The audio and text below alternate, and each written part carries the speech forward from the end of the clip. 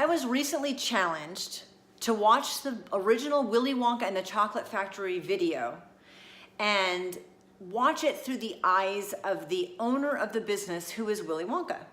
I learned some interesting things. One, he created suspense, mystery, and curiosity. It was very exciting. His doors have been shut for 3 years, and then he has this great contest. Out of all the chocolate bars in the world, there are 5 golden tickets. The people that win the golden tickets are going to get to spend a day in his factory and have a lifetime supply of chocolate. It created a huge buzz. It created some interesting side jobs and scams too. So anytime that a business or a contest or anything like that has a lot of momentum, it's interesting to see the side hustle that's going on in the background that maybe we wouldn't have noticed otherwise. I know I didn't the first time I watched it. The other thing he does is, that limited availability, the difficulty to obtain, and he's speaking to a specific demographic. He's speaking to children. He actually wants the kids to win.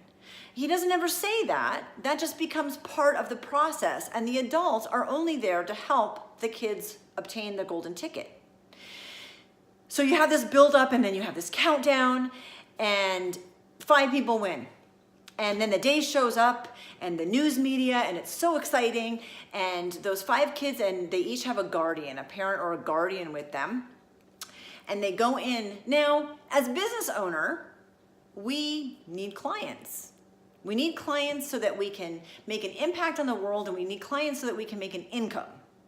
So there are 2 reasons, and they do go together hand in hand.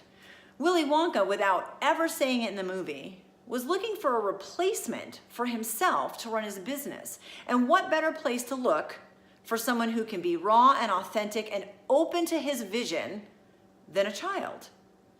So these 5 children walk in with their guardians, and he does what we don't tend to do as business owners. He allows them to weed themselves out. I know I've been guilty, and a lot of people that I know have been guilty. When we get a client, sometimes we make a square peg fit into a round hole. We're not the right fit to each other.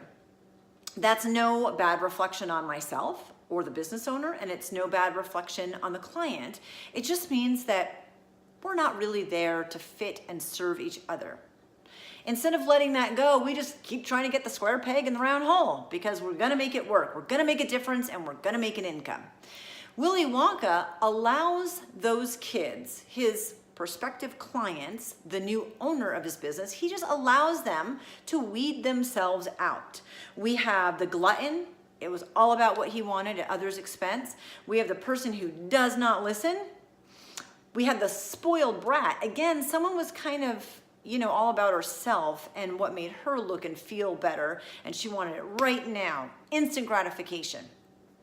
Then we have the one that's greedy and overeager and wants the spotlight. So these 4 personalities, Willy Wonka just kicked back. He was his totally raw, genuine self with, here's my vision and this is who I am and what my company is. He was very relaxed about it, and he just allowed them to weed themselves out, which as business owners, we do not tend to do. And somehow we feel hurt by the process that maybe we're just not the right fit, and it's not a big deal.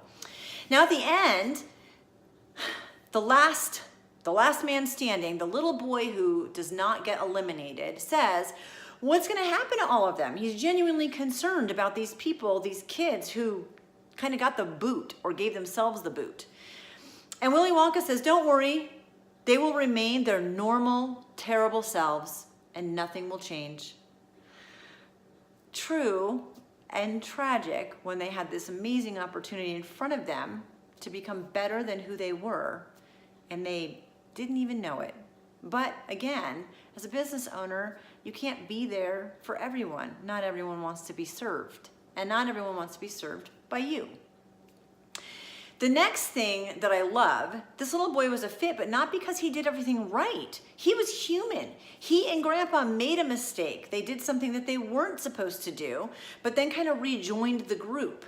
Of course, Willy Wonka knows this, and at the end he says, you do not get your lifetime supply of chocolate because you broke the rules.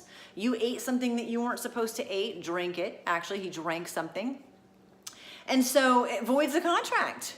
You get nothing. You had your time with me. Thank you very much. You can be on your way. Now, a lot of us, when we're faced with that kind of adversity, would walk away. This little boy, however, with a totally pure heart, one, positively stands up for himself. He's not doing anything to attack Willy Wonka or his system or anything. He's just positive and genuine and heartfelt, but sticks up for himself. And then he gives something back to Willy Wonka, something he didn't need to give back. He wasn't asked to get back. He shows an act of kindness. And at that moment, Willy Wonka says, yes, I knew it was you. I hoped it was you. I wanted it to be you. I'm so excited that it's you. You own all of this. You have my business because you can see what I saw and take it to the next level. And the quote that Willy Wonka says is, so shines a good deed in a weary world. It's easy to be negative in business as a client. It's easy.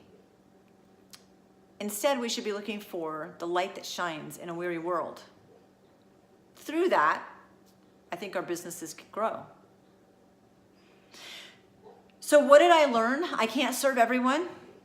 And on this hero's journey, although sometimes I am the guide, I am also sometimes the hero.